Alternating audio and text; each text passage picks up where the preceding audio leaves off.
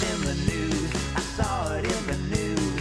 What are the odds that you saw it too? What are the odds? What are the odds? Hey, Tony P, what are the odds? Oh, yes, that is me, Tony P. That makes it Tony P Oddcast. I think I am the one you're looking for. That's what I meant to say. I am the one you are looking for. I'm not looking for you. I don't even know who you are. But you guys know me. I bring you the weird and wacky news from around the world. Maybe last week, maybe the past 2 weeks, my friends might have thought I was a bit grumpy. It's hard to tell. And I'd be curious for those out there who know me personally. Can you tell when I'm grumpy? Or do you just think I'm grumpy all the time? And that's kind of by design. I try to keep just like a low level of like micro-dosed grumpiness just so people can't tell. Like, what's going on? Is it just enough that I have a little leeway to like be a jerk on occasion, or like, oh, he's just kind of grumpy. But if I'm nice, they're like, oh, okay, cool. Just enough grumpiness just to keep it there. But the past couple of weeks, man, let me tell you, this story goes back to December. Y'all, we're in tomorrow's at the time. So I'm recording this on Monday. I'm not gonna like try to pretend. This comes out on Tuesday. Y'all, it's February and Black History Month. It's like already here. But this story goes back to December. I was about to go hit the road for the holidays, and my car was a little slow to start. Just if it sat a couple days, it would like take a minute to chug up and then get going. So I take it to the shop. I say, hey, man, can you look at this? They're like, yeah, there's a wire messed up. You'll be good. We'll order the wire. When it comes in, we'll let you know. It's like far away. I don't know where they get wires at, but apparently it was far away. It was, what's the excuse? Supply chain issues. I was like, all right, fine, whatever. As long as I'm good, I don't care. So like a month later, man, they called me. Hey, that wire came in. I was like, all right, cool. I don't care, but, I guess I got to go do this. So I sat in the car shop. They fixed the wire. It was fine. It was a long day of being in the shop, but it got fixed. It is what it is. I brought it home. 2 days later, I go out. Matter of fact, let me even look. I had like a rough week that week, right? And then, so Friday came, I was like, man, I'm going to go out. I'm going to get out of the house, get a little air. I go to start my car, won't start. That's the worst feeling in the world, man, especially when you're like about to go somewhere and you're all hyped. Like, look at me leaving the house, psych. Just kidding. So the car wouldn't start. I was pretty upset because I just had it at the shop 2 days ago because it wasn't starting right.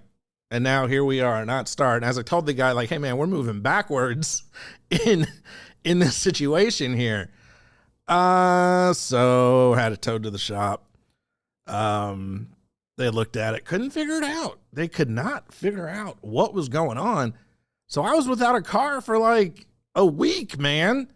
Just stuck in the house, which I would have been stuck in the house anyway, just by choice. But it's one thing when you choose to be stuck in the house. Another thing when you're like, stuck in the house.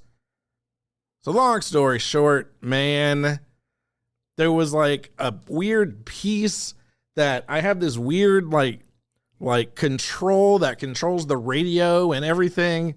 And the piece wasn't turning off. So I turned the car off, but it was like it was leaving the radio on. And that particular radio piece wouldn't turn off. So it was just draining battery. And so the longer I let it sit there, the longer it was draining battery.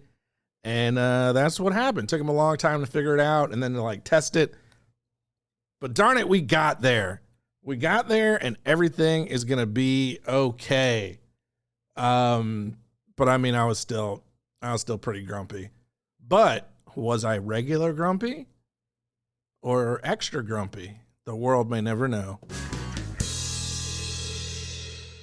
So my car is back. I can go anywhere I want. I'll tell you where I'm not going. Walmart. I just have no business or reason to go to Walmart. And apparently, a Texas woman was arrested recently after police said she approached another woman in a Walmart store and offered her hundreds of thousands of dollars to buy her 1-year-old. What? That's crazy stuff. That's crazy stuff, right? You can't do that. You like, isn't that like serious trafficking? So you can't just buy kids. Rebecca L. Taylor. Dang, I like they just called her whole name out. Look, lady, if you're going to be crazy, we're going to talk about you. She was arrested last week and charged with sale or purchase of a child, a third-degree felony, according to a report by NBC News. The charge was filed after Taylor approached a mother and her 2 young children in the store's self-checkout lanes and offered the other woman money to buy her 1-year-old. Now, you may have heard me laugh. Nothing about that is funny. I'll tell you now, the lady didn't buy the kid. Everything's okay. Everyone's all right. I wouldn't tell the story otherwise. But what's funny to me is the other 2 kids that are like, you know, I'm assuming they're all siblings. We already know siblings have issues with, you know, the better sibling, the one that's getting more attention. Imagine being the sibling that wasn't offered to be bought. How's the therapist deal with that? You know? Like, yeah, man, he said he'd buy my little brother for $250,000 and said they'd buy me for 20. Like, that would bother me. That would upset me. So Taylor noted that the child's blonde hair and blue eyes and asked how much she could purchase him for. How does that sentence come out of your mouth? Like, then what did the mom, like, what? According to the affidavit obtained by NBC News, Taylor told the mother she had $250,000 in her car and that the baby was the perfect fit, and she's been wanting to buy a baby for a long time.